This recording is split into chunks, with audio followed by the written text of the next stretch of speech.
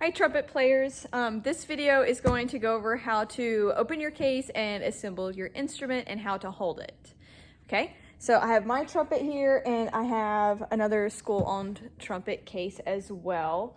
My case, I'm going to lower this so you can kind of see, is a soft case, so all I have to do is unzip it. Most of you, however, will have a case that looks similar to this. So the first thing I want you to do is to put your case on the floor. So mine's only up on this stool for videography purposes so that you can see it without me being down on the ground.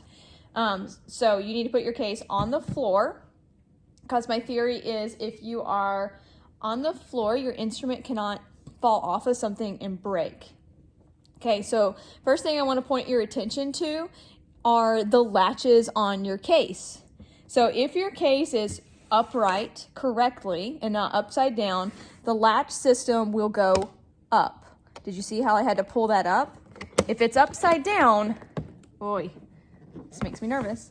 If you're upside down, the latches go down, and that's bad. If you open your case like that, the trumpet will fall out, and that's how it gets dented, and that's how it breaks.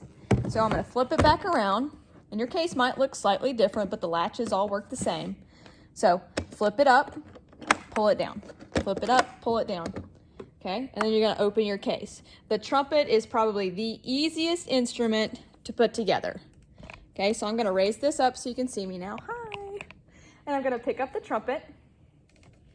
I'm going to take my mouthpiece and I'm just going to carefully put it in. So one thing about your mouthpiece is you do not want this in tight, okay? Because metal expands and it contracts as the temperature changes, and the instrument will change temperatures when it's sitting in a case getting cold, or if you're playing it, it's going to heat up. So you don't want to shove your mouthpiece in because it could get stuck. So stuck that you're going to have to call me up and say, I have a problem. It won't go back in my case because it's stuck, and I'm going to have to come to your house and pull it. And I don't want to do that. Okay? So you're going to carefully put your mouthpiece in, and I want you to never do this. It makes a really cool sound, but what you're doing is you're hammering the mouthpiece into your instrument, and it's going to get stuck. Okay, so now how to hold the trumpet. So you're going to take your right hand.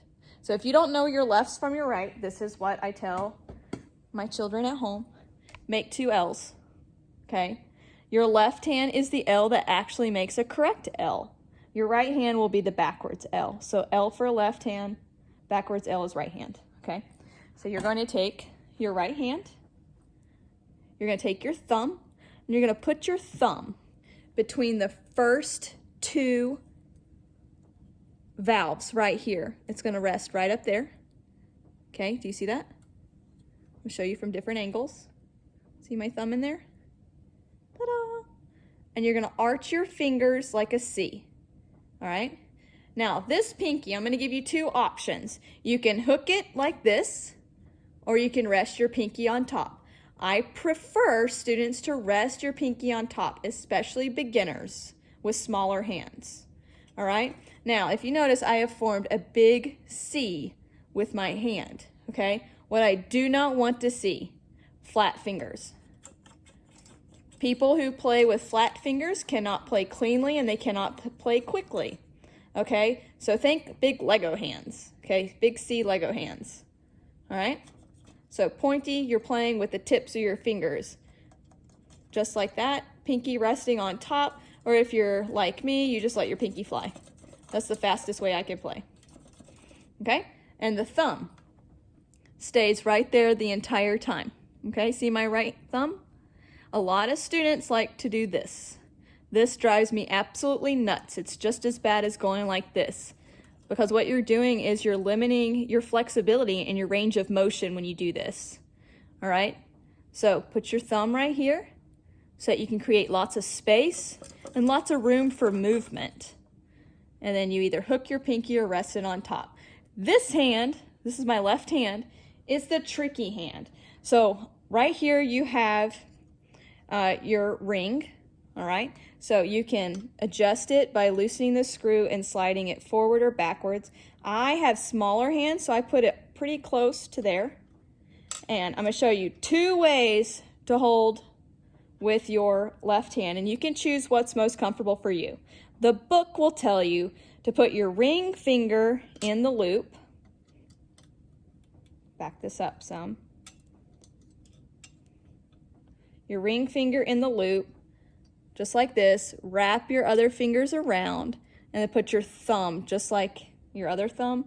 They're going to be friends, just like that. See?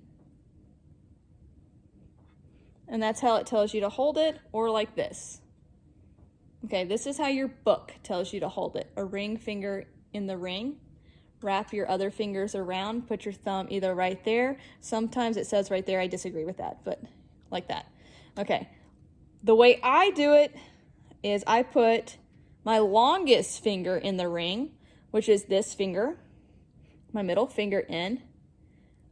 I put my thumb up here, and I put my pinky below. This is not comfortable for a lot of people, but I find that I can move my first and third slides a lot better. Now, I'm going to show you another trumpet, because some of you might have a different looking trumpet, and I want to make sure we are all on the same page. So this is my old trumpet. Okay, so again, I put my middle finger in it, and I have a thumb ring right here, and this allows me to move my first slide, which we use a lot for tuning purposes. So by putting my ring finger in the ring, or excuse me, my middle finger in the ring, I feel like I have a better range of motion with kicking out my third valve slide. So I put my pinky under there. It helps me hold up the instrument so that I can teach better in class by moving this hand around. Middle finger inside, wrapping, thumb in the thing. See? Okay, big C fingers, 1, 2, 3. Pinky on top, and then my thumb in the correct location between valves 1 and 2. All right, I'm gonna try to show you that as close as I can. Okay, see if you can do that. It's just really important that you practice good posture and good form at all times so that it becomes a habit. So no thumbs up here, no thumbs up in there, no flat fingers. Bad. Okay, we want to be able to play quickly and smoothly. Okay, and that is how you hold the trumpet.